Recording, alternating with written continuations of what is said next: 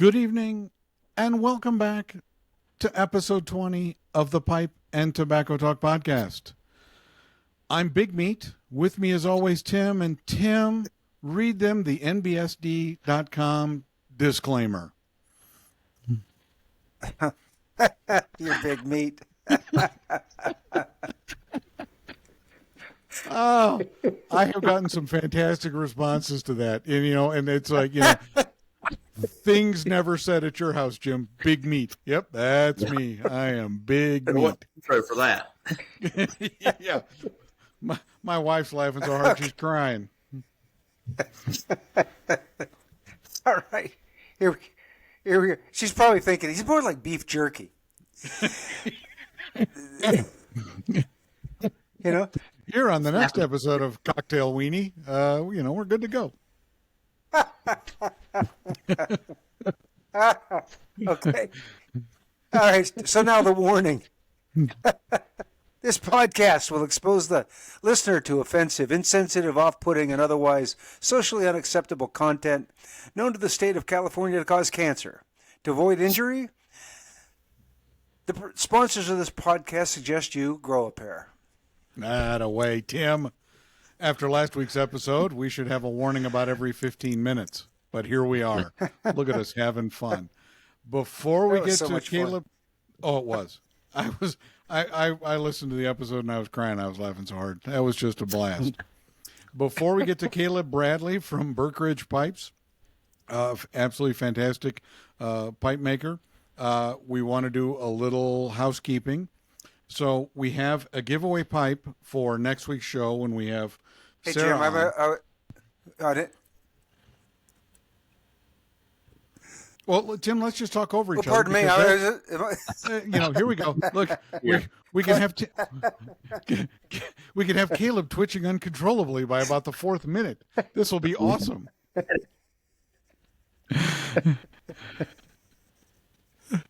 Sorry. What did you want to say, Tim? Resist. Just go ahead. Sorry, go ahead. Just whatever you want to say. We're good. We're fine. This is good. Okay. Oh, all right, all right, fair enough. So we have a anyway, what I was thinking was sorry, Caleb. All right, I'm done. I had to prep myself with a few drinks here to get through this. He's anesthetized. That's right. Yeah. And by the way, Tor, Wrecking Ball Imperial Stout from No Lie Brew House in Spokane, Washington, is actually fantastic. So well done. I'm enjoying this immensely. That's going to be a 10%er. Oh, yeah, it is. It is. Yeah. It's absolutely spectacular. And maybe a little bit later I'll do a Boilermaker where I put some of that Pikesville's rye in it. And then, pass out unconscious and you guys just finish the show without me. Yeah, I reached over the Pikesville in the Sazerac and grabbed the Redbreast 12 for you, Jim. Oh, that's good, man. That's what we're sticking to. Now, do you like Redbreast 12? Do what? Do you like Redbreast 12? Because I just rave about it. It's not bourbon, but it's still pretty good. It's more subtle in the overall flavors and composition than I expect from bourbon, but it's a good change of pace. All right, excellent. Well, so we have this fantastic, partially rusticated, partially smooth, and you can see on the pipe that it has the briar stummel attachment. Absolutely fantastic Mersham pipe.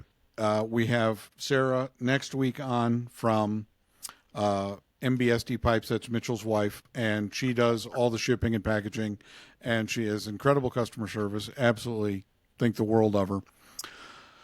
And we haven't come up with a contest, Tim. We had to noodle it a little bit, and maybe we can get Caleb to help us. All right.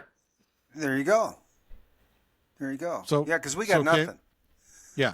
Because we were going to do ugly sweater, and then I thought about it for a minute and said, let's have a visual on the podcast. That'll be cool. So I can spend 45 minutes describing ugly sweaters. Nah, I don't want to do that. Yeah. We got to have something more realistic. And I had a thought earlier today Maybe we do, we did the worst song ever. Maybe we do people's favorite songs. What's the one song get you going? The one song that you've held on. And my greatest fear is that we'll be inundated with Creed garbage.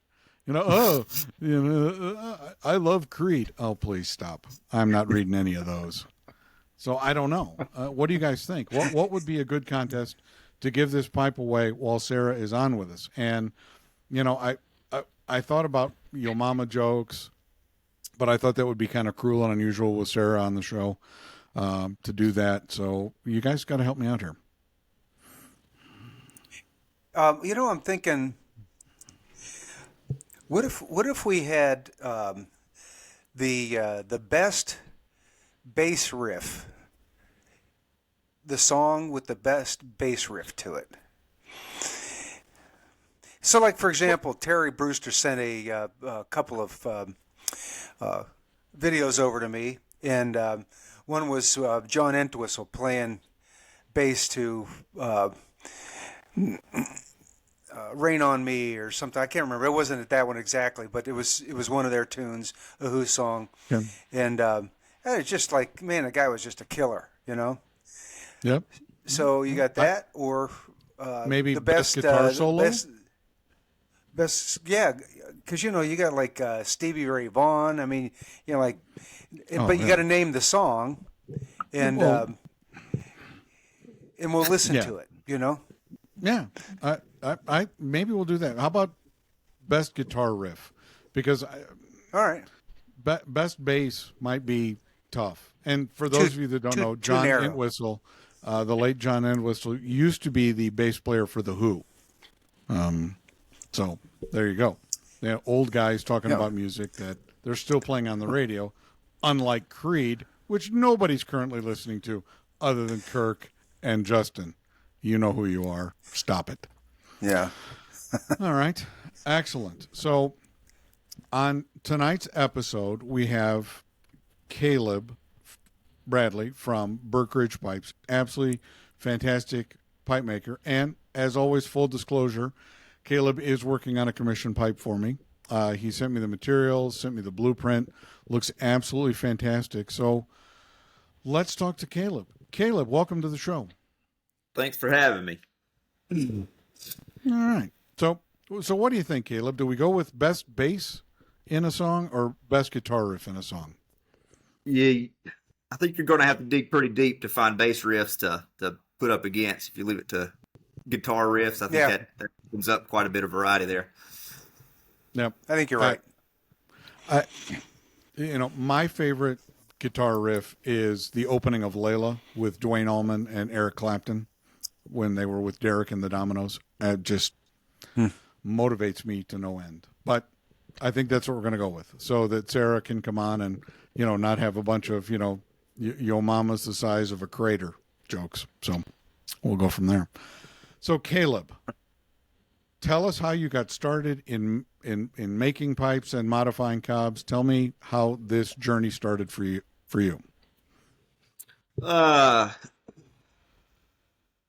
So I smoked a pipe off and on through college. Went to school at NC State, so we had Pipes by George was the local tobacco shop there. Real nice guy. He's still there, looks the same, and it's been 15 years. So he was seasoned then, and he's well seasoned now. But he's was a nice one to come across, looking to get into pipe smoking. So a lot of it, or part of it, really goes back to having that experience and be able to talk with someone who's been in the game really for so long, and being a purveyor really of far beyond just products, but pipes and everything else. So just dabbled off and on with pipes and cigars through college. Once I graduated college, got married. Off and on pipes and cigars again, nothing with any type of irregularity. And I've always been one to really pick up on hobbies, really bouncing from one to, spending a year or two on one and bouncing to the next one just to see what I can do and try to make something worth talking about, and then sort of taper off and move into some other direction. But so it started out on the major hobbies, started out with brewing beer. Did that for about 4 years. Got fairly decent at it, at drinkable stuff. Nothing to necessarily win any competitions, but certainly something that you can, palatable. You can knock it down and not feel like shit in the morning. So once we had our second girl, I've got 3 girls. And once we had the second girl, the time that it required was gone. So, for brewing beer, you're talking about 6 to 8 hours time frame that there's really no break during all that. You're doing, if you're not cleaning, you're boiling, there's always something to do within a 6 to 8 hour time frame. And having the second child there, it really made it difficult to carve that time out, especially on the weekends. So eventually sort of shelved that, still have all the stuff if I ever venture back into it, but shelved that hobby for the time being and went to, little stuff, lock picking, little stuff to keep your hands busy. Until I, eventually come across some pretty nice looking cobs from Eric Mills, and John Keller, as well as Dimitri with, Dr. D Pipes. And so, looking at what they were able to put out, not necessarily thinking it's something I could match or exceed or anything like that. It was something, hey, I could, try my hand at that. And if nothing else, I've got a pipe that I can use at the end of the day. So dabbled in that for several months, working with a drill press as a pseudo lathe and drilling, and all the frustrations that come along with that, trying to drill anything on center with, your $200 drill press, any of that stuff. Finally able to work out something and take my time working on a couple of pipes to put out there, to Eric and John and Dimitri to, really get some feedback or constructive feedback, to more or less try to get closer to what they're putting out there. If this went nowhere, that's perfectly fine with me. It's not something I would have stuck with. But I'm a engineer by, I guess, education, but working with my hands by trade. So I grew up working on rental property and everything else. I mean, we did all the work ourselves. So working with my hands, almost comes second nature. If I'm not doing something with my hands, I feel like I'm not being productive. Doesn't matter what's going on in my head. So having the engineering background, that occupies my brain, for the most of the day. And then I get home and I've not done anything with my hands except scribble on some paper. So, that's where all these little hobbies come from. I need something to get the physical movement out of. I'm using my mind. I got to do something physical to sort of balance that out. And so that's where all hobbies sort of fell in place on my end, but making pipes, once I got those out to Eric, John, and Dimitri, getting their feedback on it. And that was, no conditional, no strings attached to that. I honestly, just asked for their feedback with, nothing else in return. And they were kind enough to put it out there on their, social media of what they got with their thoughts on it. As well as, privately giving me some pointers on what I can improve, and they're still on my page if anybody wants to venture back through there, but they were relatively rough, from where to where I am now. But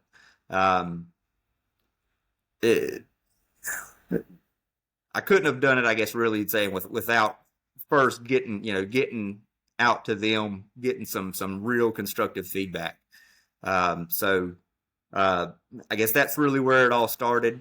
And then from there, I've just slowly grown equipment wise and material wise. I've lost well more money than I would think about getting back out of it. But in contrast to any other hobby I've had, I at least have an outlet to get a little bit of money back to offset some of the material costs, if nothing else. Tool wise, I'll find a purpose for anything out in the future. I'm not too terribly concerned with that. So, really, it's the consumables, your rod material, all your accent material, and the cobs, certainly. So, if I break even, that'll be a success. Yeah, excellent. To be honest with you, I'm kind of stunned that your daughters didn't want to help you brew beer. That sounds like a hoot, but well, I stopped after we had the second daughter, because then with one you can sort of tag team all the necessities there and get it all taken care of. You have two, then you gotta each take your own man to man. I think it was one of Bill Cosby's stand up, if you can talk about him anymore, that once you go to 3 kids, everybody's in zone D and you're responsible for this area, whether there's 1, 2, or 3 kids. So the spare time really disappears the more you have. But our oldest helped me several times with stirring in the mash, and I anybody who brew beers knows the process, the aroma that comes off during that process. Grinding the mill, she can flick the buttons and stir the grains, all that stuff. But after that, it's sort of sit and watch and clean, and nobody cares about that after the first hour for a 3-year-old. So it died off after the first couple times. So, but it was nice. It's one of those. It's something I can always go back to and say, see if I still got it. But what I don't have is the time. Was there a particular beer that you enjoyed drinking more than another that you made? IPAs. Yeah. For the most part, it's one of those. The higher the IBUs, the hoppier it is, the more bitter it is. That's generally where I trail off to, and I really love that direction. And really those, except in the dead of summer or the heat of summer, it can be a little rough in trying to put down a real bitter 10% Imperial IPA. Outside of that, it's one of those I can really take it any time of year. Once you get in the cool months or cold months, I'll venture into the stouts and any of that stuff. But if it's not cold outside, it doesn't fit. It's right. I guess heavy. Yeah, what people would equate maybe to like a Latakia in the middle of a summer type deal. It's got its purpose, but when it's hot outside, you're going to venture towards something brighter and fruity or piney, any of that stuff, which is really where your IPAs can really give you that that same bitterness you're after. Yeah. Okay. Okay. Well, we think you're wrong because Tim and I smoke a lot of Kias pretty much year round. So, now, how old are your girls now? I've got one that will turn 10 on January 1st. She was the New Year's baby. We've got a 7-year-old and then a 3-year-old. All right. Wow. So, it might be 6. Might be a 6-year-old. Now, Tim and I both have daughters, and I just want you to know, at about the age of 12, forget about the bathroom. You need to put up like a porta potty in the backyard, or just because you're not going to see a bathroom. Even if you have a master suite where you've got one, for you and your wife. No, don't worry, it'll be taken over. And I've added another bathroom since we had the third one, and it already feels like it's not enough. So, yeah. And the other great thing about daughters is when they turn 12, 13 years old, from that period to the time they turn maybe 18, you spend a lot of time when you're around them being ignored and talking to yourself. And the question's always, what did I do to make her hate me? Yeah. So that you know, Caleb, we've gone through this. There's going to be about an 8-year period where you are the stupidest human to walk the earth. She will not believe that you weren't eaten by dinosaurs. Yeah. Stop it, Dad. And the best way to combat that is with wicked, wicked humor. If you don't have your dad jokes ready, it's time to get started on dad jokes. Yeah. You have to embarrass them at every turn, because you just have to beat them into submission. Yeah. I, At least for now, the oldest thinks I'm the funniest over the month. Away. So, got that going for now, and we're I guess they're spaced. They're spaced so that we might hit all three in that same range. So it might be a solemn couple years to get the oldest out and back to reality. So we'll see how it goes, I guess. Yeah. All right. Wait till they're all in college. Yeah. 3 colleges, 3 weddings. Mm-hmm. Yay. Yeah. And Yeah. Look at he's Yeah. drinking. He takes another drink. Yeah. That's the way to do it. Exactly. Yeah. My daughter went through the loser of the month club for somebody she was dating. It was just dreadful. Oh, oh, and I worked back in the day. I worked at Menards, and 2 of her boyfriends actually worked at the same store that I did. And I took it upon myself to make sure that every day that they worked that I was there was the most uncomfortable of their life. And please make sure that your daughter's boyfriends are uncomfortable early and often, because That's that's the best coming part. soon. Oh yeah, absolutely. Yeah. The stories we could tell. Yep. Yeah.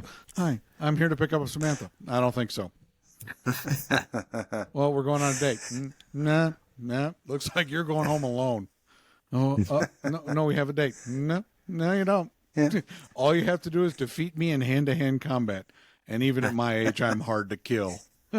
Right. Yeah. So, Caleb, So- when did you start making pipes then?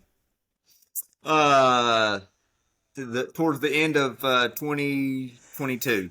I finished a couple pipes for myself starting out, and then the 3 that I sent out, those had the clear stems and clear accents with oak shank and plug, and that was less for anyone else's use. That was more for my visual in looking at the internals of the pipe, seeing what I'm doing and how I can improve all that. But I finished those in December and got those out. So right at the end of 2022, just into 2023 is really when I started moving on with more pipes, and I guess what actually started selling them, if you want to say that. They were more or less just about giving away, because at that point, I don't have anything to follow. I don't have a name I'm trying to hold up. I'm trying to establish a name, but people have nothing to compare to me. So you're just trying to get your foot in the door. And those 3 were big in getting into that. And then I'm sure, Tim, you're probably wearing Jim. Yeah, I mean, you don't just hit the ground running, or you might hit the ground running on things, but people might not be looking.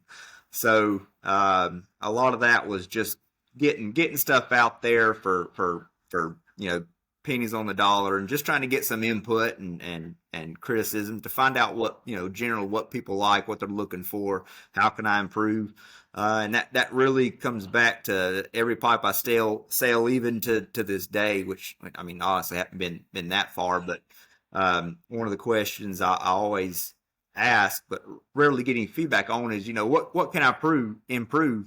If you've got other artisans or factories or anything else that you find perform better than what I'm putting out there, let me know. That's the feedback I'm looking for. If anything can be done better to improve your use of the pipe, then that's the direction I want to move into. Well, I got to say, I was looking at, you posted something, if it wasn't today, it was, recent anyway, of a stem that you're working on. And it was dark, kind of a light swirl in it and that kind of thing. And it really nice. I wouldn't have thought that you've only got a year. I would have thought that by looking at that you've got a lot more time under your belt, a lot more pipes, because that stem's turning out really nice. thankfully I can pass part of that along to the places I get the rod material. So I've found some quality Alumilite products, which is a resin based or urethane material. It's a little more workable and softer than the hard acrylic, and it's a little bit harder than ebonite, but it's sort of a middle ground in terms of getting those crazy acrylic type colors, but with towards the mouth feel and handling and machining and all that stuff of an ebonite. I know Carolina Cumberland's putting out a pretty good selection of Alumilite, and I've found a couple other people who make those, and a lot of them are put out there as pin blanks. But they've got a lot of purpose. And I've got several rods of ebonite and other materials that I've worked with and want to continue to work with. But it's nice to have sort of different avenues to take pipes. If people want something a little more flashy or anything like that, then I've got the material or can acquire the material to give them that. Or if they want some little subtle, classic, anything like that, that I'm always looking for feedback and input on what people want. Oh, excellent. Yeah, Aaron a lot of that pen blank materials, there's a lot of variety, a lot of eye-popping color combinations, that kind of thing. Yeah, and one of the good things about it, I say good things, you don't always know what you're going to get with them. And like I say, there's some suppliers I've gotten from, like on Etsy, people that, you're buying your first time through them. You don't know what kind of product you're relying on people's reviews of them. And some of them just don't work out in terms of getting it to stem type use. Cause most of them are geared towards pin blanks and it always doesn't work out. But I've Aaron, with Carolina Cumberland, he's worked out his process. He's putting out some really good stuff. I think he's got, a lot of his vacuum chamber or however, a pressure pot, however he's making those, he's dialed all that in. He's got a pretty consistent product. But one of those things I was saying is you never really know what you're going to get with Alumilite just looking at the surface. Ebonite rod, and this is going to be on Jim's pipe. Denim blue ebonite, you know what you're going to get. You see that, you know what you're going to get. This is that stem you were talking about there, right, Tim. Right. Mm-hmm. The surface, you can't hardly make it out on the surface of this. Right on the very edge is just all silver. So looking at the outside of the rod before you cut into it, you don't know what you're going to get. But then you really turn in and you start polishing that up, and you've got that depth of silver, black, blue. I mean, I would say working through a lot of those rod stocks, you find out who knows what they're doing, and then stuff that let's maybe reserve that for pin blanks. But it's always interesting once you start cutting into some of those to find out what you're going to get.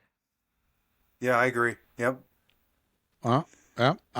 And Caleb, if you need help, I can teach you about 6,000 different ways to not drill stem material. I am an expert at that. So if you say, "Oh, Jim, I'd like to try this," no, I can tell you it doesn't work. That's right.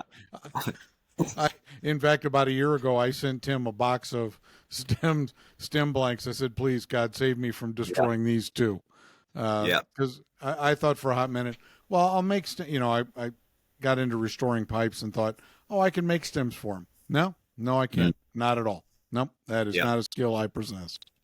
That's the biggest learning curve in all of it. And like when I started out, I was using just a drill press and a 1x30 belt sander. And I guess I fashioned a pseudo lathe on top of the table for the drill press to work off of that. You're talking about chatter and everything else. It's hard to sand the chatter that comes out of that type of setup. So it made it pretty difficult at times and far more frustrating. So I've slowly invested in the equipment to more or less help my process without breaking the bank.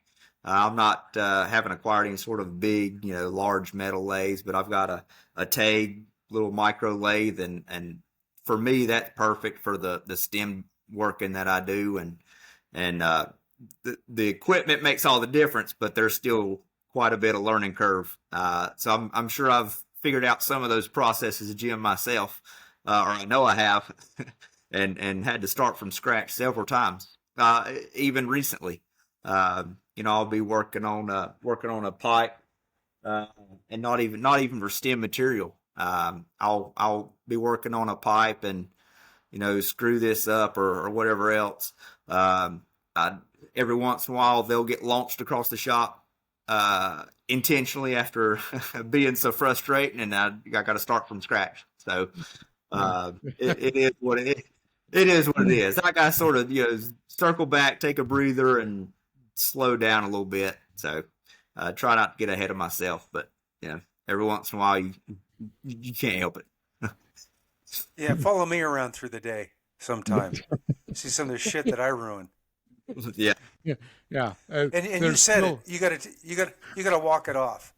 Just drop everything and walk away. Because if you don't, whatever you're working on, that's gonna fly. Yep. And then there's gonna be other things that are gonna fly. And I lose tools too easily to be throwing them across the shop. Yeah.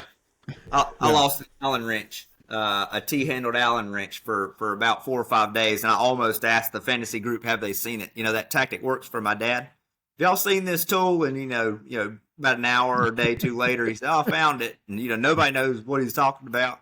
I figured that I might have to start trying that method with people who have no idea what the hell I'm talking about. See if I can come across some missing tools. Right.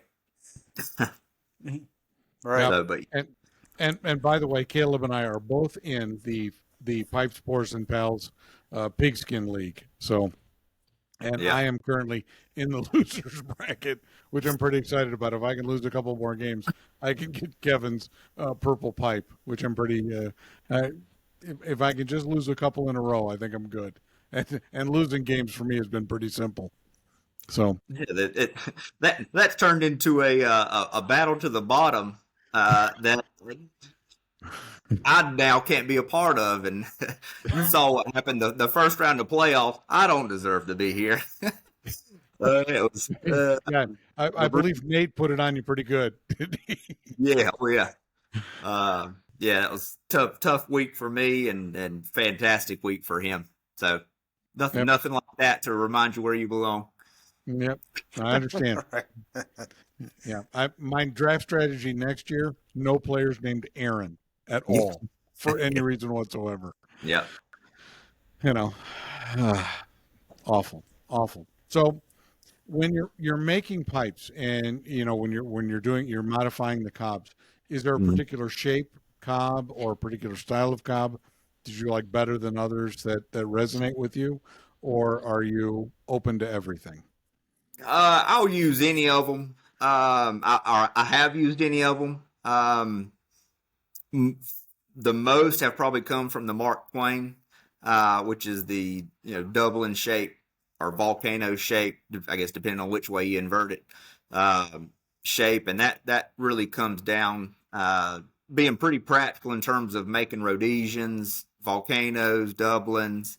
I've made those series or run of Lavots with them.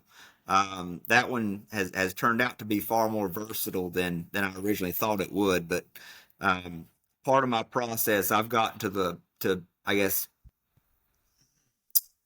I don't know if you'd call it any sort of signature, but plugging the original briar shank or the original shank with a plug of briar, and then that's where my logo ends up going. And then from there, I choose where I'm going to stick the stem in.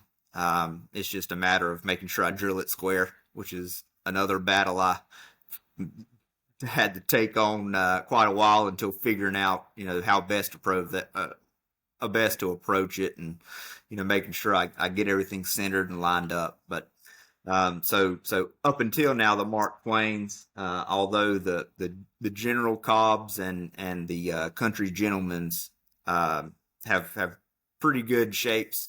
What's the Country Gentleman's I can use straight up as the Country Gentleman shaped bowl, where that really favors itself in thinning it down to like an egg type shape, or there's several that are pretty versatile, but up until now that Mark Twain's been pretty reliable. So in order to get your XY axis right, did you have to build a jig or something to hold the cob? Yeah, I started out holding it, trying to hold it in a drill press. Then come up with a few other ideas on best to get everything centered up. And what I've basically come back down to is one of these round stock centering jigs. It's basically a V type base, and getting that lined up with the point of the drill and the drill press. And then all you're working on there is your angle on if you want any sort of bent, you want it straight, which can be a little finicky when you're dealing with cobs or anything else that are on an incline, or the Country Gentlemen's that are rounded in terms of stabilizing it there. But that's the most recent in terms of the approach for getting everything centered and square, and that seemed to work out pretty good. There may be other ways. There probably is other ways. That's just the way I've found out to approach it. That works for me. Well, you find that your process is unique to you because it's geared to the tools that you have to work with. Right. So you do it a certain way and it turns out great. Eric does it turns out a certain way, but you're probably both doing it differently to get to the same result. Yeah, that's right. Yep. We've each got our style, and it's based almost purely around the equipment that I have available to me. I've found out what works for my setup, and that may be not something that Eric could approach, and he probably has stuff that I couldn't fathom doing with the materials and equipment that I have on hand. So and I'm sure that translates to anybody really making pipes. You learn to work with what you have, and there can be a steep learning curve. But I've, at this point, growing from just a drill press and on, a lot of the stuff I do now, I try to make sure that it's going to be something that I can transition into future pipes, be it from cobs, or venturing into briar or anything like that. Aside from, drilling in your shanks and anything like that. But, I try to think about the long term. What am I doing now? What can I do to make sure that this translates? And a lot of when it comes down to stem cutting is where it's no different from my, the end product I'm after to what, whoever else, Jay Allen, whoever they're after stem making when you're working, with round rod stock to getting it to a stem. The end goal's relatively the same. It's just a matter of learning what to do and how to do it with your equipment. So that's where most of my time and money's been invested in, because regardless of which direction I go, that's what's going to be universal in terms of pipe making. So briar has its own approach, cobs have its own approach, but at the end of the day, they all have hand cut stems, and that's been the biggest focus here recently. Yeah, right. Well, and that's probably the hardest, the steepest learning curve, right? Is cutting your slot the way you want it, and doing it in such a way that you don't create more work for yourself. Yeah. Getting a clean button and getting the shape that you're looking for, and not grinding your stem down so that you cut through the draft. Guilty. I do that. That's right. Yeah. And, I try to. Half of my time comes from looking at other makers. What are they doing? Any insight I can get into how these other makers are making their stems, any type of approach, it may or may not work with me, but at least I can look at it and say, hey, that might work. I can try it. So that's why I tried a lot of my progress includes sometimes it's going to be action shots, I guess you'd call it, or just progress shots of at, you know, this is what it looks like at this step, and you can put two and two together on what's left. But like the most recent, you know, I've got the stem cut, everything else, and polished up. Now we're on to the button, and that's come after. That process has come after a lot of different approaches that have failed miserably, and some that have been semi-successful. But that type of approach, you know, you see what other people are doing, and, you know, figuring out, hey, you know, this might work, it may not work, but I'm going to try it. It looks like it, you know, it looks like I could work off of that and go from there. Right, right. And, you know, when you get to where, you know, you've got the time and you can go to shows and you get around other pipe makers. Yeah. You know, there's the show, and then there's the elbow rubbing, you know, sharing ideas and that kind of thing. And most people are pretty willing to tell you, you know, you got a question, how did you achieve that? A lot of guys will tell you, you know. Yeah, I think a lot of that, when it comes to finishing pipes and all that stuff, you get into a little bit of proprietary regions, but for the most part, anybody I've asked in questions, either, you know, right under comments or direct message, I mean, for the most part, they've all been, you know, forthcoming with all, you know, some of them more than I even asked for, and some a little more reserved when you get into that proprietary, you know. Nobody wants to give away their trade secrets, and that's part of what the questions I sent you guys. You know, I can't expect you to answer everything, and then you did. But, you know, some people are finicky about stuff. Some people are open, and I don't blame any of them. You know, they've established their product on their process, and they, you know, they guard that close to their chest. But I've been thankful for a lot of the input I've received from other makers, and being willing to really expand on what they do and how they get there. All right. So here's something that I'm noticing as I work my way through the pipe community. How many engineers make pipes? So a personal friend of mine, Anthony Hopkins at Castle Briars, is an engineer. And you start to look, and it's like, oh my God, all you guys are engineers. You know, I'm kind of impressed by that. So what type of engineering do you do when you're not making pipes? Broadly, civil engineering, and that can mean a lot of things. It gets where I'm at gets pretty niche, I guess, into the railroad engineering territory, not driving a train, but more so when it comes to track bridge design. Mine's pretty specific, and there's not a whole lot of people doing it. So it's an interesting field, and it's not at all where I thought I would be, but it worked out, and it happened to be in the back door of where I'm at. So it's interesting stuff, but at the end of the day, I think engineers are engineers for a reason, and that may satisfy all the things they're looking for or using their mind for, and some of them they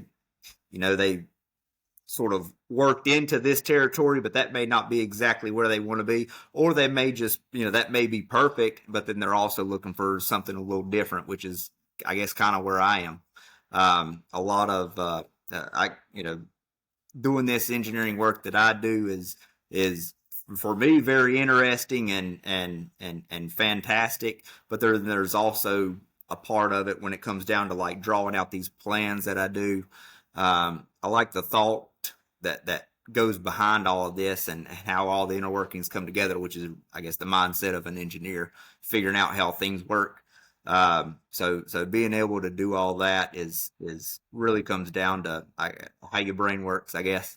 All right. I don't have that gear. So congratulations. You've, I've been in sales too long. Yeah. No, don't have that at all. So, yeah, that's, I get that. That sort of doubles down on what I was talking about earlier. You know, on the engineering side, most of what you're doing is using your mind. thinking about the problems and fixing the problems. What does it take to fix that? And then you're left. In my sense, I like to physically be doing stuff and sitting at a desk and working problems out, figure that out. That's fine for a while, but I feel like I'm unproductive if I haven't used my hands for something. So it's something I gotta. This is my outlet to take care of that. And working around a family of wife and 3 girls, the time is very sparing, and I get about 2 nights a week out in the shop to work on these, and I'll work till 1, 2 in the morning, because this is my time. This is the chance I have. I can either use it or I can go sleep, but I'm going to use it, because I got to get some of this out of my head so I can move on to the next thing. And until you work it out physically, you're going to be stuck there thinking about it, and that doesn't work too well with me. Well, there's a lot of tea parties to attend as the dad of 3 girls. So yeah, I understand, It's interesting because I spent, Caleb, 42 years in the banking business, and it's all, desk work. Yeah. And, I've always had hobbies that I use my hands, right? With building furniture, wood carving, I made carousel horses for a while, and I would go from thing to thing, Mm-hmm. but always making something. And Yep. the thing that I love about the pipe making is we use this term community, but that's really what it is. I mean, you've got a constituent of people who have similar interests, and I've not run into anybody that I don't end up becoming friends with in the pipe world. And so it's just it's a great way to stay connected in something that's outside of your daily on the job universe, and be involved in something that people, you like the same things that they do. So you can sit down, you can have a beer or whatever, or have a drink, light a pipe, and just enjoy each other's company. Yeah. So this is a time where I'm choosing to be a part of this. This is what I'm, truly love and truly enjoy. So, being able to do something that you really enjoy, and then, like you said, find people who share those same beliefs or same interests. I mean, it's game changing, compared to working a job and, be around coworkers, all that stuff. Yeah, you got something to talk about. But at the end of the day, it may not be your passion. Well, and there's a lot of hobbies you can be involved in, that are, Yep. we were talking about, the expense. Well, I mean, there is some ramp up cost, the rest of it. So, your tools and the liquor that you consume, and A little bit left. but like a lot of other hobbies are expensive. Golf, Yeah. that's real expensive, Yep. So I played golf through high school, and it was fun while it lasted, but the competitive side of it pushes you over the edge. Now right. I like for threes every once in a while when I can drink more than I swing. So right. So, Caleb, let me ask you, have you met a community that's more open and gracious than the pipe community? Because to me, it's a miraculous community. Today, a friend of mine from Ohio or Iowa was in town, says, "Hey, my daughter lives in Parker. Can you stop on by and bring me a little tobacco?" Yeah, Fred, I'm there. You're in Parker. I'm in Parker. He was 2.6 miles down the road, and it's like, hey, oh, thanks. I took him 7 blends, and Fred goes, "Oh, what do I owe you?" Nothing. Merry Christmas. It's a Christmas season. yeah, I'm always amazed at how generous the pipe community is. And the more I talk to pipe makers, the more I find that pipe makers are willing to share their experience and help others. People like Tim, people like Sean Ream, Yeah. who's actually had people out to his shop and Right. help them make pipes. I was listening to Justin and Nate this week interview Mark Berg, and Mark Berg's been to Sean's place, Yeah. and I'm just amazed that it's as open as it is. It's a wonderful community. So Yeah. it sounds like you're finding that as well.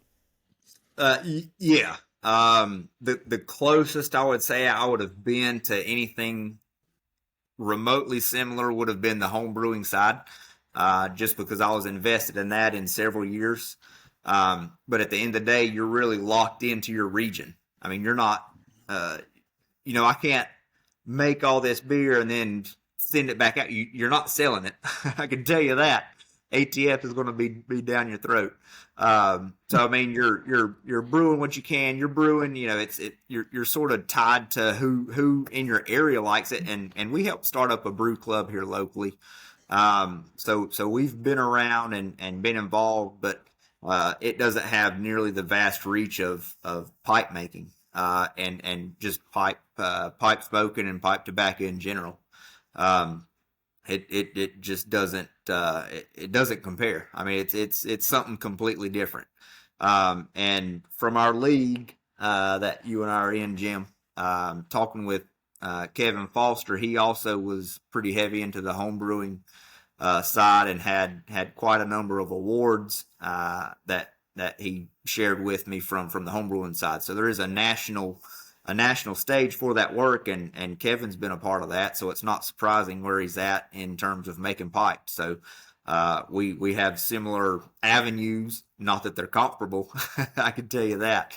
But we traded some beers back and forth. So I couldn't say if that's homebrew related or if that's pipe related, but I wouldn't know otherwise if it wasn't for the piping community and for our just involvement and similar involvement with the fantasy league. So I think a lot of people are in that same field. They work through the things that they enjoy, and this may stick, it may not stick, but I'm going to invest. I mean, I'm going to make it worthwhile for me, and I have the opportunity to put something out there that I can be proud of. It's a different level than what you get with home brewing, and that's the only thing I can really compare to from my involvement. But it's I've not seen anything else like it, and it's pretty amazing. And I haven't being in North Carolina. There's not, at least as far as I'm aware of, obviously none of the major pipe shows are in the region, and I think they have some organized hangouts down at Smitty's, which I think is in Georgia, maybe in Atlanta area. But I know there was a lot of talk in the fantasy league about getting out to Muletown. It's a good little 6.5 hour drive, but at the end of the day, it's that whole league and the pipe community has been a pretty big impact in where I am today and where I plan to keep moving. So, I'll suck it up and make the drive. Get the blessing from my wife to get a couple days. I don't know about that, son. Well, 10, 7, and 3. Well, I might sit that one out, but you do you. A house of all women. I can leverage a little bit. I need this. Let me get recover for a couple of days, and I'll be back, and we'll hit the ground running. We'll be back.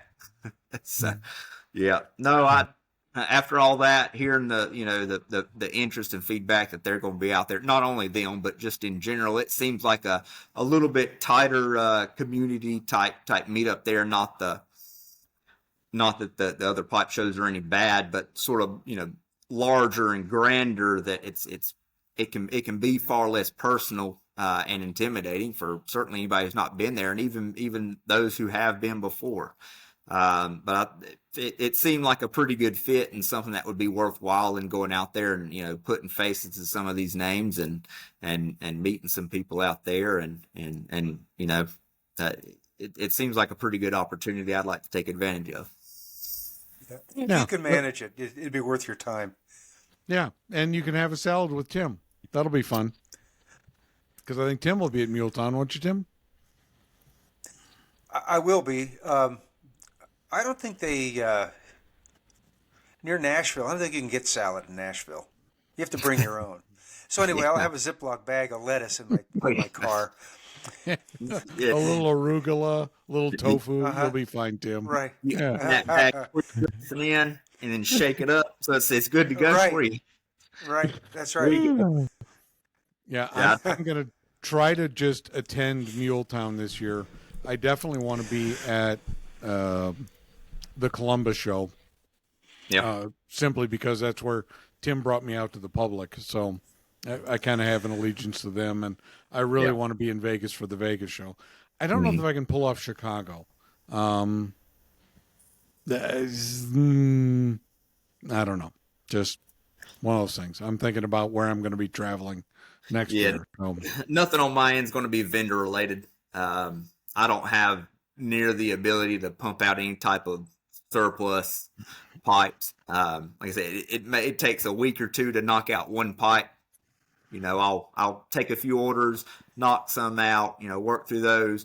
Then after this latest run, I can take a little bit of time to myself, knock out a few more ideas that I'm working on, and then go back to seeing what anybody else wants to work on or what they're looking for and go from there. So I think it'll be plenty fun on my end just to get out there, not have any ties, and really just take my time and move around and really meet some of the people that you talk with in the comments and in the groups. It'll be nice. Well, you'll find at the shows, people who are coming to your table and buy a pipe from you. At least this has been my experience. As much as they want the pipe, they just as much want to get to know you as a pipe maker, and so being there and getting around and meeting people and other pipe makers, and you're gonna you can't, in that venue you can't help but interact with people that are there to visit the show. Yeah. And so you're going to get to know people, and it's just, you just slowly put holes in your cocoon, And I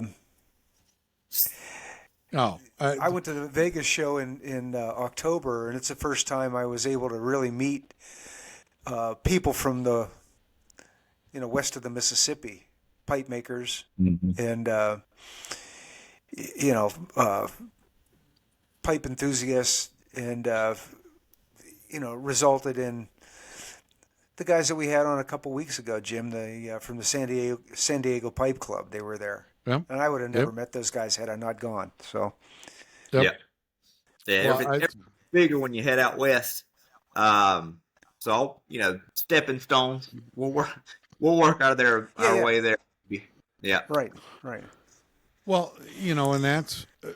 The whole thing for me is the artisan pipe community. That's how I met Tim. He posted to Instagram. I got a couple of pipes from him. And the next thing you know, we're doing a pipe podcast. It's the personal relationship. I wrote a piece on it a while back, and I said, this is the equivalent of going to an art gallery and meeting Renoir and saying, hey, look, I got a pipe, I got a painting from Renoir. And, these pipes will last long after I'm gone. And, Grandpa got these pipes and they're from this maker and this maker and this maker. And I keep a diary of all my pipes. And that's, kind of the magic of the pipe community.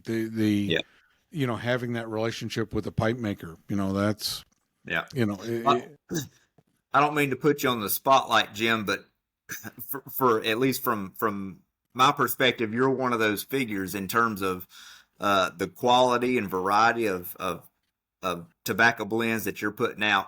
I saw some posts on Instagram from other people who are getting some of your blends in, and talking about how they discussed with you, hey, this is what I've got, or this is what I usually lean towards. What else do you think you may be able to put in my direction that I may like, or maybe that's outside my comfort zone? Where else are you going to get the opportunity to talk with someone who's handling the blend themselves to say, yes, I know this, this you may or may not like this, but it's going to be different from anything else you've ever tried. To me, there's not a lot of opportunities outside of this community where you get the chance to talk to someone directly involved with what you're working on, be it a tobacco blender, be it a pipe maker. It's a completely different community than I've ever been involved with. Yeah, I mean, you're in it. So, well, yeah, exactly. I got into this on accident. I got mad at Mac Barron, and I thought, well, I can do my own blending, and I sent some to Tinkers, Thomas Burgoyne, one of my closest friends in the world. And then I met Tim and said, hey, Tim, if I send this to you, will you give me an honest opinion? And the next thing you know, I'm selling tobacco blends at the Columbus Pipe Show, the NASPC Pipe Show, yeah. And it just kind of took off from there. And what I'm amazed at is the number of people that contact me and say, hey, I want to get into blending, and I will happily help anybody, because there are so many laws. If you're in New York and California, I feel sorry for you, because both of them have laws that they're trying to push through that there'll be no tobacco of any variety. And the more people that we can influence and help, it's kind of magical. And for me, the highlight, and I'm sure it is for you guys, when somebody calls you up and says, hey, I want you to make me a pipe, is, hey, I want you to make me a blend. And that's pretty much the magic of this community. I had 2 people contact me today. Hey, I'd like for you to make me a blend. All right, I'll work on that, and, my wife looks at me like, oh, Jim, there's a stack of boxes on the porch. Yeah, I know. Relax. It's new tobacco. I'm working on it. That's right. And when your wife asks you, how much equipment do you need? The answer is, I'm almost there, honey, because there's you never get you never get to the finish line. My wife comes couple in. More pieces. That's all I need. Yeah, my wife came in and said, how much did you spend? Oh, now it's just, okay, you got some stuff in the mail. Okay. Great. Yeah. How much tobacco do you have in your, because you can see the rack behind me over my shoulder here, and there's 122 blends in it, and there's a smaller rack that's off camera. And it's like, honey, I promise I never have more than 400 pounds of tobacco in the office at any one time. I promise. Yeah. And that's a bold place to lie, because there's always more than 400 pounds of tobacco in here. 400 pounds of tobacco is a lot of tobacco. I did the math. That's before I left South Carolina, and to actually smoke all that I have to live to be 128. So, And you got to start in the morning and smoke clear through to bedtime. That's right. At no point will there ever not be pipe in the tobacco. Right. So, and again, you mentioned the community, and for me, it's about having the relationship with the pipe makers. I really think the Pipe Sports and Pals Pigskin League, it's a hoot, because, Kevin's in it, Adam from Get Piped is in it, Stacy, by the way, who's probably one of the best leather workers I've seen, just makes some amazing stuff. Chad, who's hilarious, is in the league with us. Matt Stewart, who decided, hey, Jim, I want, are you looking for a tester? Oh, careful what you wish for, Matt, because you will surely get it. You know, he gets a box of 8 or 9 pipe tobaccos, every couple of weeks, and it's like, well, you signed up for it, Matt. Relax, enjoy the ride. He's like, now I can finally join the circus. I have hair growing on my tongue. Yeah, Matt. Nobody else has smoked this. Tell me what you think, Jim. This is a road flare. Yeah, good, excellent, perfect. Yeah. And by the way, I have switched to Redbreast at this point because the 14% alcohol Imperial Stout has disappeared. So Yeah. I was gifted a 14% today from my brother-in-law, so oh, nice. it wasn't going down, but I'll tap into that here soon. Yeah, yeah. When my son-in-law and my brother-in-law and I get together, it is, my son-in-law Ben. Are we going to get a bottle of Fireball? Well, yeah. Every good decision starts with Fireball, Ben. Come on, work with me here. Yeah. I feel terrible. Out of college, nothing about it sounds appealing. No, Enjoy what I'm drinking. Yeah. I feel terrible. So the last time I was with my son-in-law, the neighbor came over and said, you want to do Fireball with us? And she's like, oh, sure. And the next thing you know, she's doing karaoke. And I don't know how drunk you have to be to do karaoke, but I've never gotten there, and I've been pretty hammered in my life. So, Yeah. And you don't even own karaoke equipment. yeah. There's no music. She just karaoke. Yeah. just I'm going to sing a Janis belting Joplin it out, song. huh? Yeah. I don't know if this is a good plan for you, but all right, here we go. His wife, her husband picked her up, threw her over his shoulder, said, I got to take her home. Yeah, we understand. We're fine. We'll keep drinking. Excellent. So what's next for you, Caleb? What's on your, as you look at Cobb modifying, what's the next step for you? Where do you want to go from here? I think Cobb modding's going to stick around for the long haul. I enjoy it, but I've been thinking about. I've got a block of mortar to dip my toes in, test the water. I've got a couple of briar blocks sitting. I'm thinking about seeing what may hold in those. I guess trying to more or less, yeah, there you go. In all of that, I think it comes down to looking into the freehand side of things. The equipment I've got, I'm not set up to do any type of shaping of briar or mortar. The cobs, fortunately, are more or less already shaped. And part of the stem making the shank making that I've got and incorporating lately comes down to freehand work. And I guess that falls into what I was talking about earlier is what can I do now that's going to transition into other work and the disc and the sanding disc and wheels and stuff that I've fabricated or put together. I'm hoping a lot of that transitions into briar shaping and mortar shaping. If any of that'll stick, I don't know. That's kind of the every step I take is I don't know. If it sticks, it sticks. If it doesn't, I'll come back to this other. I know I enjoy working on the cobs here.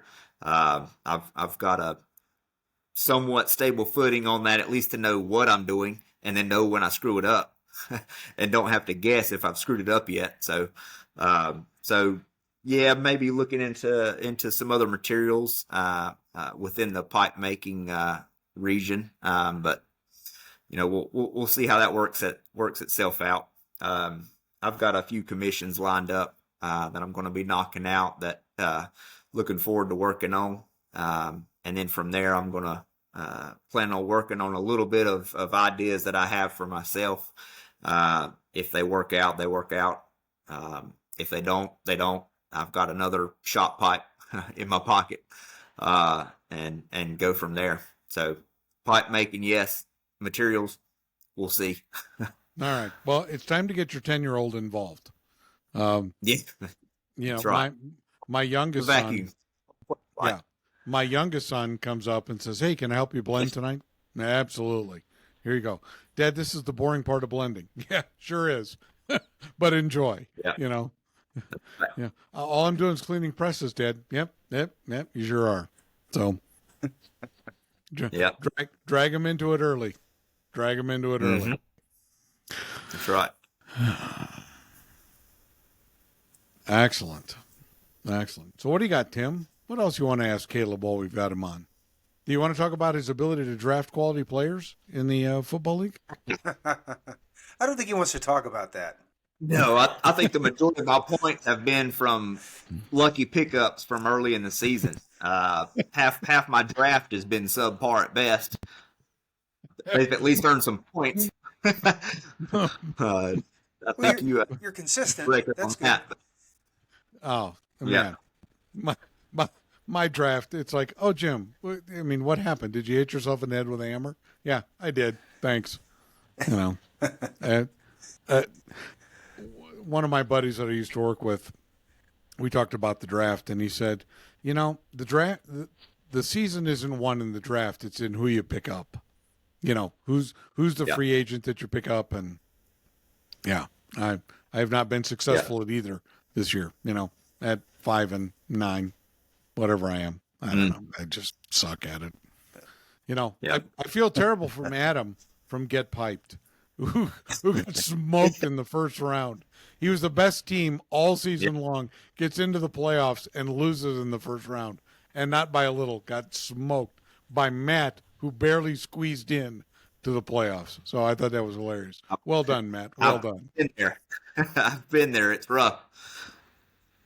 Well, So I was going to ask you, have you worked with Morta yet? This would be the first time out working with Morta. I've worked with pin blanks of Morta for shanks and that sort of application.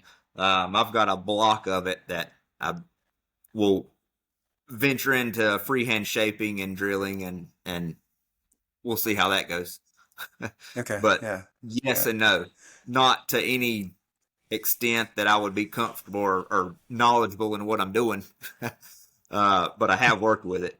And it had been frustrating at the time of working with it, just in pin blade form, and that was, that's easy in terms of got the consistency of a graham cracker, Yeah. Part of the problem I ran into, and turning the best thing the lathe can do is turn something from square into round. But even trying to get that far with Morta was very frustrating. And once I finally got it to round, I crushed it trying to get it set into the chuck to drill it out and whatever else. So in that I had to fashioned it back to a little split a little copper ring and gave some support to the outside for the teeth of the chuck to hold into, and everything worked out from there.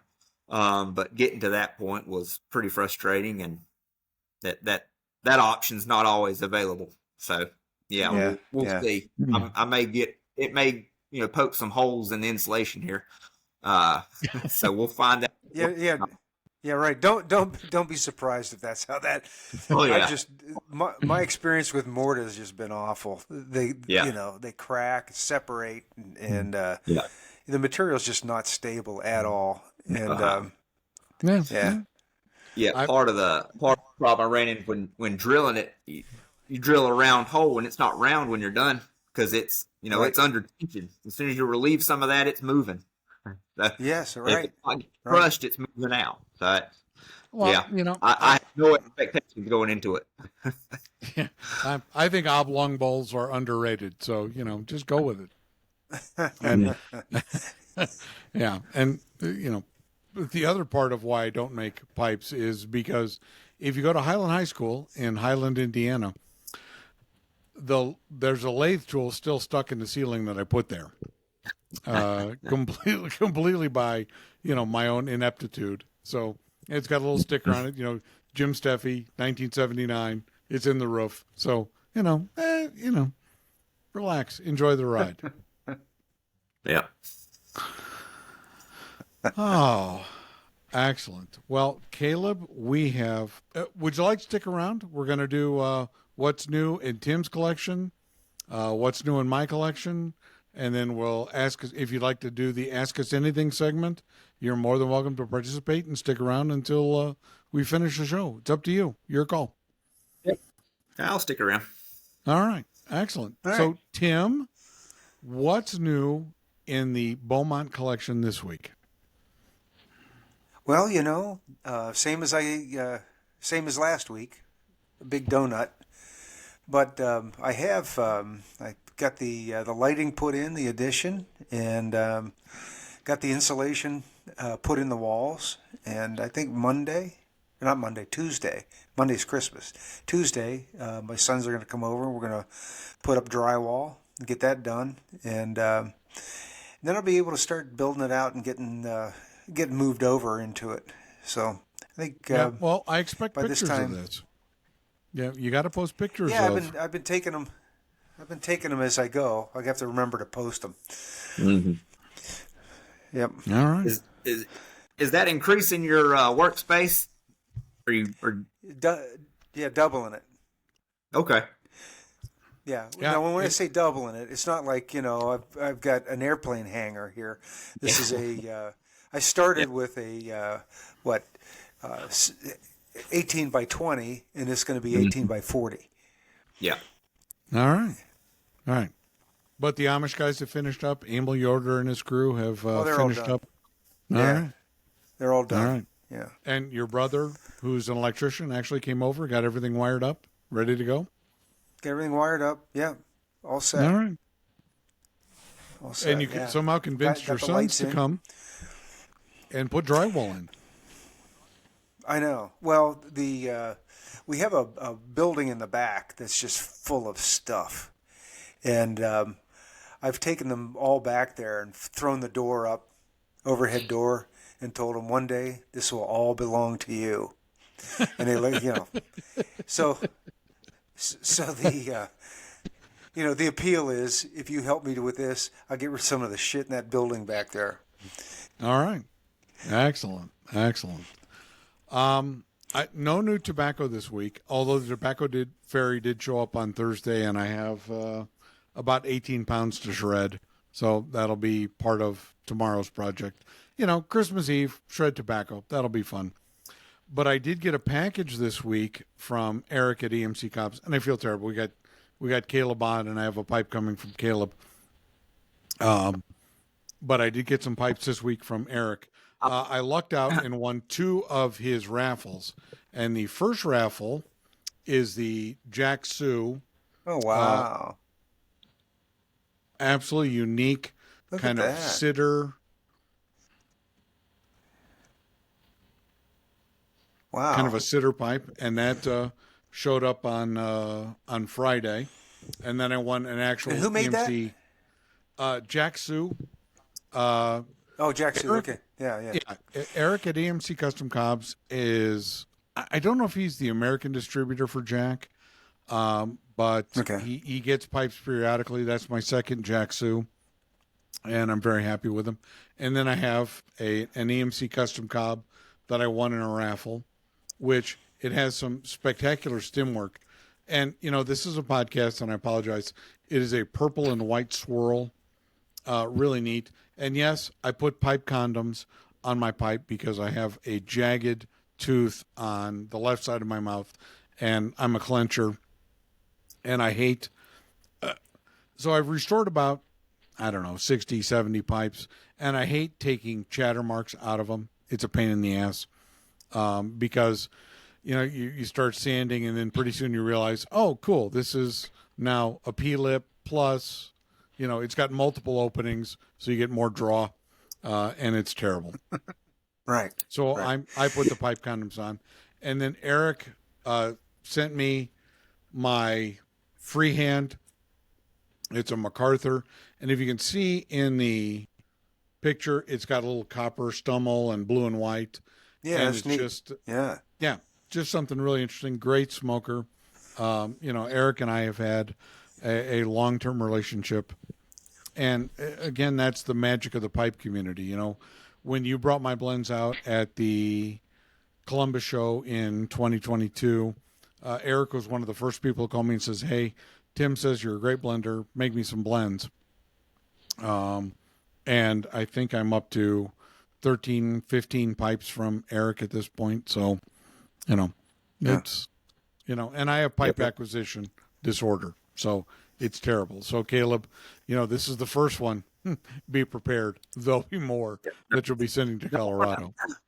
I want to go to bat here for Eric and John and all these other guys. Not that they need it, but like I said, when I was starting out, they were the ones I reached out to because they obviously knew the field well in terms of cod modifications, and not once have they reserved or not answered my questions or given me more information than I've ever asked for. And not once has this felt like any sort of competition or I'm venturing into their lane and stealing customers. I mean, it's never been like that. And I, you know, any other hobby or you know, whatever else, you know, venturing in, I don't know that you have that same appreciation between similar product makers. Not that I'm on their caliber of work, but you know, they've been more than willing to answer anything I've asked. So and like I say, it's never been a competition that I've felt on my end, and they've been more than willing to answer anything I've ever asked. So without their involvement and the pipe community in general, I wouldn't be where I am today, and I'm more than grateful. And I've actually deservedly so. I've purchased pipes from both of them, and one in one of Eric's early raffles. So they are among the pipes that I smoke regularly. So I don't know where else you find that, but those guys, which I imagine translates well within the pipe community, genuine and really helpful in everything you really can ask for. Yep. Right. Yeah. Couldn't agree more. Yeah. All right. We didn't have a ton of Ask Us Anything questions, Tim. So, Caleb, if you'd like to ask us an anything question, feel free to do so. And we've answered. I do have one. Oh, you do? Well, go ahead. I do Tim. have one. Yeah. Corey Pandolfi asked about, you know, this.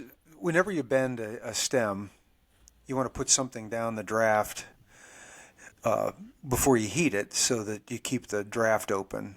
And most people use a pipe cleaner. Just put that in there, and he said, you know, how come you use something that's fluffy that can crush and then possibly, you know, lose the diameter on your draft? At least at the where the arc is, you'd lose some of the height, I suppose.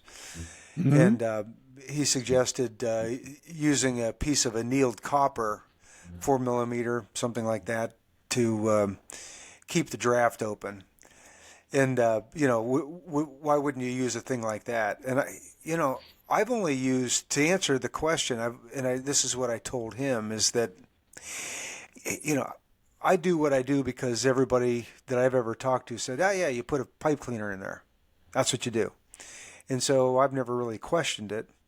And I got to thinking about it, and I think the problem with using a rigid wire like that would be when you apply heat to the stem and you bend it, you have one side that's going to get thick and the other side is going to get thin.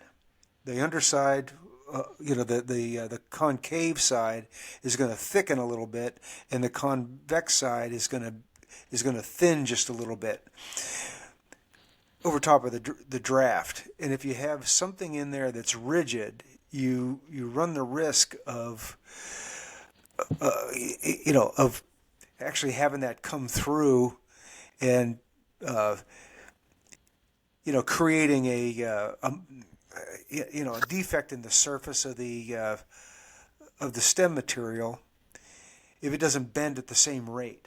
And so, and then, you've got to go back to it with sandpaper and get that out. And the likelihood that you're going to rub down through the draft, or you're going to just make it too thin and you have to start over anyway, would be the reason why I would avoid that. That's just my thinking. Yeah, Caleb? the logic part of that I think comes from bending tubing. When you're bending copper or anything sort of short radius or long radius, if you're not working directly with a pipe bender, and even with a pipe bender, if you don't have something filling the void that's inside of that pipe, it can crush or kink. So when you're bending copper, a lot of times you'll see it filled with loose sand where it can move, but it's not going to collapse on it or allow it to kink on itself. That use of a small granular material doesn't really exist on the scale of bending pipe stems, and you don't want something rigid in there. That like you say, that's going to push up or make it lopsided or not really work out in terms of being something that you can fix once it's on a bend. That's right. Yeah. Yep.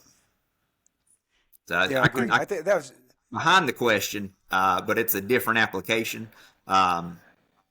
But yeah, I do it because that's what I've seen done, and it works. And it works. Yeah, so, it works. Mm. Yeah. All right. There you So go. Shane Wagner contacted me on Facebook, and he's trying to start blending on his own. And so for those of you that are blending at home or looking to get into blending, please, if you want to contact me, I'll happily help you through anything. But he did have a couple of questions. Do you sample a new blend before you press it? Yeah, I do. Yep, true statement there. Would you even be able to get an accurate representation of the finished product before the tobaccos have even had a chance to mingle? I guess I could be asking, no, these for the podcast. I started at the beginning, so maybe it's been asked. Hope you're doing well. Shane, yeah, I do sample them before I press them. They typically get better as they're pressed.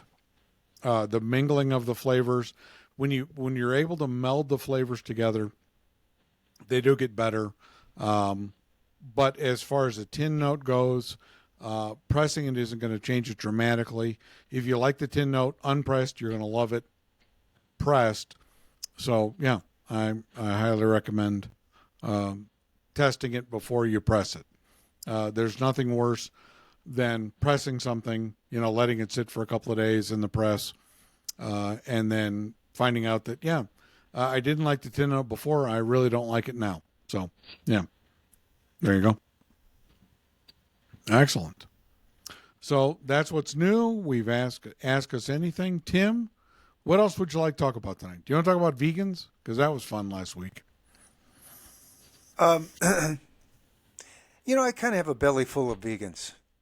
Ba-dum-bum. We got done with the podcast, so we recorded on Thursday night and recording on Saturday night. And my wife said, "What were you yelling about?" I said, "Oh, vegans." She goes, "Oh, God." Well, why would you even read their letter? Well, because it's fun, honey. I listened to it the morning that it came up on Spotify, and I'm driving down the road laughing my fool head off. That was great. Anytime I get called a bigoted, cis white, industrial capitalist, big meat buying into, I just thought it was hilarious. And by the way, Mike from Pipe and Tamper sent me a picture of his dinner from Thursday night and said, "Hey, I had a steak and potato just in your honor," and I thought it was hilarious because that's great. And I was wondering too after that, that thing was so chock full of buzzwords and ideological fluff that I was, do you think that was like an AI generated letter? I mean, it was everything was in there. I don't think he missed anything. He didn't. And, God bless you, Alan. And we've been talking about you for a while. what nonsense you brought to the table. It's like, oh, my college professor told me that we need to tear down the he didn't mention patriarchy, so I was kind of excited about that. But right, true. I'm sure he had plenty of free time. He had everything in there. It was great. It was spectacular. Guys like that, they have plenty of free time. Their wife's boyfriend are keeping their wives occupied, and it was fun. It was kind of hilarious. What do you call a guy that's a Karen? Isn't that a Ken? Is that what they call them? Oh, maybe. Kens? Yeah, maybe. Ken and Karen. If that's the analog, is Ken is the analog to Karen. He's Alan Kenneth. Alan Kenneth, and I promise, Alan, I won't dox you at all. But your letter was hilarious, and what you didn't bring up was fully organic, and as someone cage-free. that grew up, cage-free, cage-free vegetables, right. Oh, these are non-GMO. Oh, good. Oh, Alan, I just want to let you know that everything that you've ever eaten, as far as a vegetable goes, was genetically modified, and it has been since about the 1700s. But don't take my word for it. Read a book. Right. You like boll weevils with your corn, don't you? Well, and even when we had Noah on, he talked about having heirloom seeds, and he's like, "Yeah, you know why people don't eat heirloom seeds anymore? Because they taste terrible." Oh, okay. Yeah, fair enough. I avoid that altogether. Potatoes are pretty consistent, and meat's pretty consistent. So that's what I work on. So anyway, well, we have him to thank for that. What a Christmas gift! Couldn't get better. It was exactly, and so that everybody knows, we're recording on Saturday night, which is Christmas Eve. So we hope you all have a Merry Christmas. And I'm not saying Happy Holidays. I'm saying Merry Christmas because it's Christmas. Yeah, Merry Christmas. Yeah, that's right. Exactly. And if you're watching this and you like it, and even if you don't like it, do the thumbs up thing, press that, and then subscribe to the program. Yeah, we're trying to add to our fives of listeners, and you'll be in the minority if you subscribe. You'll be in the minority. So yeah, exactly. Caleb's wife is gonna have to listen to this. My wife has to listen to it. So we're all good. We're growing it exponentially. You've got to listen to the end for it to count. That's right. That's right. You got to go all the way through. Excellent. Well, Caleb, thank you so much for being on with us. I don't think we have anything else, Tim. Do we, Tim? Anything else we want to talk about? I think that's good. Good. I'm very pleased to meet you, Caleb. Yeah. I thought the DMs you sent me, what was the one? I said I was sending you that a gift, and you said, yeah, great. It's probably a dog turd. That was great. You weren't nearly as snarky as Bradley, so... I know. And I sent a magnet, and you said, thanks for the magnet. It'll look great on the underside of my garbage can lid. Yeah. I want you to know I really appreciate stuff like that. Yeah. I was like, I got to meet this guy. We're going to flood his mailbox with magnets for his trash can. Yeah. No. That's right. It'll be too big to lift up. No. Not to lean into it. You come in and all your drill bits and everything are stuck to the trash can. Excellent. Well, Caleb, thank you so much for being on with us. Tim, have a very Merry Christmas. Caleb, have a very Merry Christmas. All of you listening and watching at home, thank you so much. Merry Christmas. And we'll see you for episode 21 with Sarah from MBSD Pipes. Good night, everybody.